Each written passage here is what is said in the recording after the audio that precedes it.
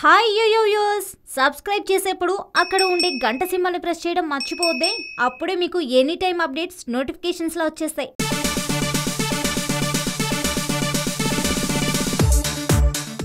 Megastar comeback movie ఖైదీ number 150 ఎన్నో sensations సృష్టించిన సంగతి తెలిసిందే. 9 ఏళ్ల తర్వాత రీ ఎంట్రీ ఇచ్చి బాక్స్ ఆఫీస్ దగ్గర తన స్టామినా ఏంటో నిరూపించారు చిరంజీవి. ఇప్పటి వరకు ఈ సినిమా కలెక్షన్స్ విషయంలో నిర్మాత రామ్ చరణ్ నుంచి అఫీషియల్ స్టేట్మెంట్ ఏమీ లేదు. ఇప్పుడు ఆ కొరత తీర్చేస్తూ సినిమా కలెక్షన్స్ వివరాలతో ఓ పోస్టర్ను రిలీజ్ చేశారు.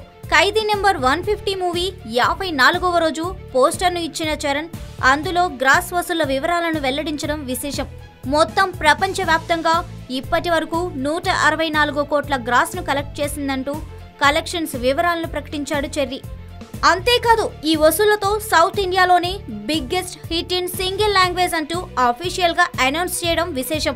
బాహుబలి, కబాలి, రోబో చిత్రాలు ఇంతకంటే ఎక్కువ వసూళ్లు రాబట్టినా అవన్నీ బహుభాషా చిత్రాలే.